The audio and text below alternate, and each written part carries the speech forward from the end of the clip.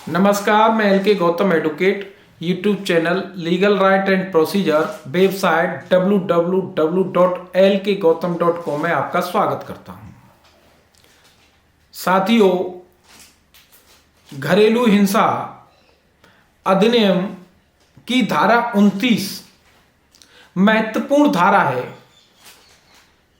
इसको बारीकी से देखने पर अंतर स्पष्ट होता है। इस धारा के संबंध में 4 प्रश्न मैं आपके सामने रखने का प्रयास करता हूं। इन 4 प्रश्नों के माध्यम से हम इस धारा को समझने का प्रयास करते हैं।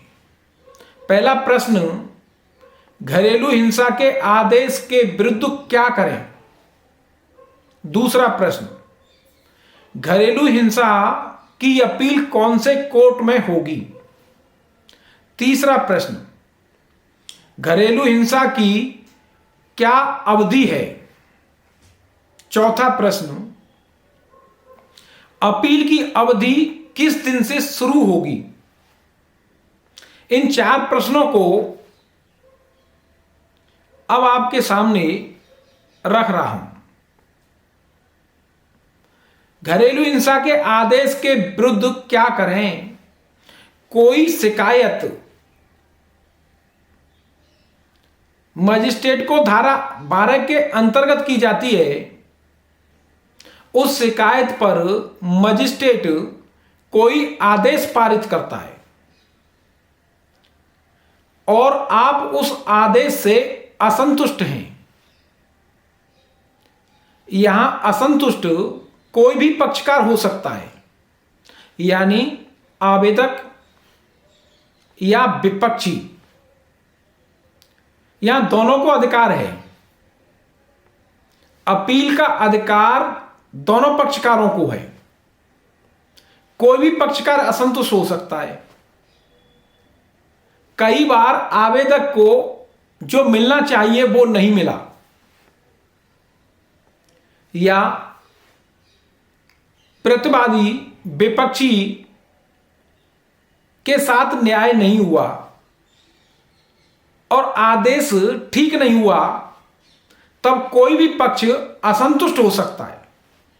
और कोई पक्ष असंतुष्ट है तब महिलाओं को जो अधिकार घरेलू हिंसा अधिनियम ने दिया है, उसकी धारा 29 के अंतर्गत असंतुष्ट पक्षकार को अपील करने का अधिकार है।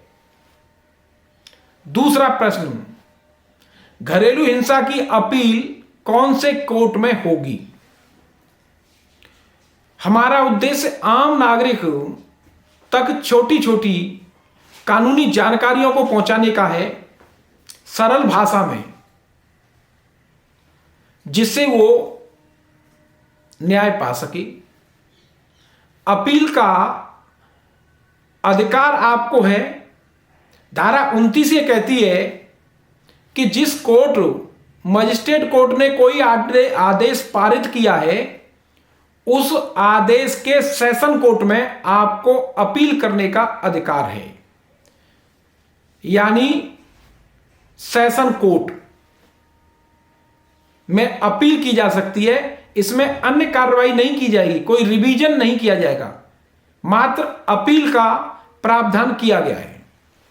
तीसरा प्रश्न, घरेलू हिंसा की क्या अवधि अपील में होगी। धारा 29 के अनुसार अपील की अवधि 30 दिन, यानी 30 दिन के भीतर आपको अपील करनी है। अब चौथा प्रश्न जो महत्वपूर्ण है, जो धारा 29 की बारीकी को बताता है, अपील की अवधि किस दिन से शुरू होगी।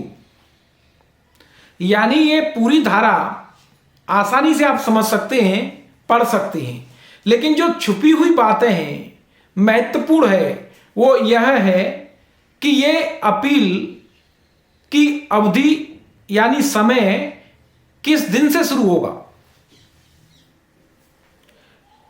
यहां अगर किसी आवेदन में जो धारा 12 के अंतर्गत है कोई आदेश पारित किया गया है और दोनों पक्षकार उपस्थित हैं, तब आप ये समझिए सीधा सीधा इसका अर्थ कि आदेश के दिन से 30 दिन के भीतर अपील की अवधि है। लेकिन धारा 12 के आवेदन के अंतर्गत पक्षकार आवेदक ये कहता है कि उसके शपथ पत्र के आधार पर कोई एक पक्षीय कार्रवाई की जाए, सख्त आवश्यकता है। विपक्षी घटना कर रहा है या करने वाला है या कर चुका है, तब न्यायालय मजिस्ट्रेट कोर्ट संतुष्ट हो जाती है, तब प्रतिवादी यानी विपक्षी को सुने बिना एक पक्षीय कार्रवाई धारा 23 उपधारा 2 के अंतर्गत कर सकती है, केवल शपथ पत्र के आधार पर।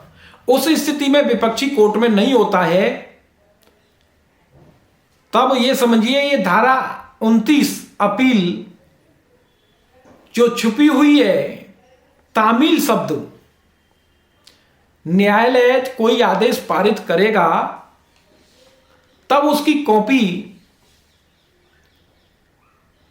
दोनों पक्षकारों को देगा और उस आदेश की तामील विपक्षी पर कराई जाएगी।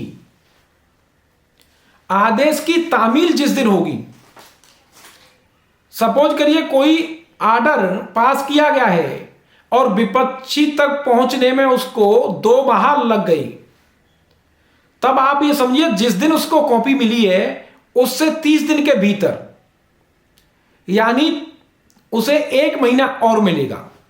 अपील करने का अधिकार है, अपील का समय नहीं निकल जाएगा।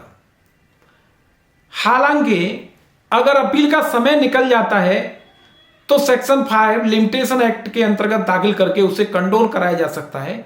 लेकिन यहां आपको अगर यह जानकारी है कि आपका समय नहीं निकला है तो आप आसानी से कार्रवाई करा सकती हैं। यहां 2 स्थितियां, एक उपस्थिति और अनुपस्थिति, आर्डर पास होने के 30 दिन के भीतर या तामील होने की, तामील की जाती है उसके दिन से 30 दिन के भीतर। तो महत्वपूर्ण बात यह है, तामील यानी आर्डर सर्व्ड होने के 30 दिन के अंदर अपील का समय है। चूंकि धारा 24 ये कहती है कि कोई आदेश पारित किया गया है, मजिस्ट्रेट ये आदेश करेगा कि पार्टीज को उस आदेश की कॉपी निःशुल्क दी जाए।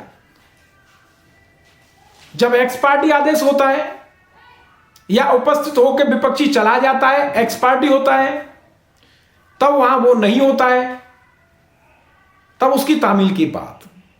तो यहां हमारा आशय है ये क्लियर करने का था कि 30 दिन आर्डर को समझने का जो लोग प्रयास करते हैं कि आर्डर से 30 दिन, यहां धारा 29 का जो प्रावधान है आर्डर से 30 दिन नहीं है, तामील से 30 दिन है, जानकारी आने के बाद 30 दिन है। तो इस तरह आपका समय अपील का बढ़ जाता है। इस तरीके से मैंने आपके सामने धारा 29 को रखने का प्रयास किया। मैं समझता हूं कि आपके सामने आसानी से ये बात क्लियर हो गई होगी। अगर किसी तरह कोई कहीं किसी तरह का असमंजस या संदेह है तो प्लीज आप कमेंट बॉक्स में जरूर लिखें और मेरे वीडियो और चैनल को सब्सक्राइब, कमेंट, शेयर अवश्य करें। धन्यवाद।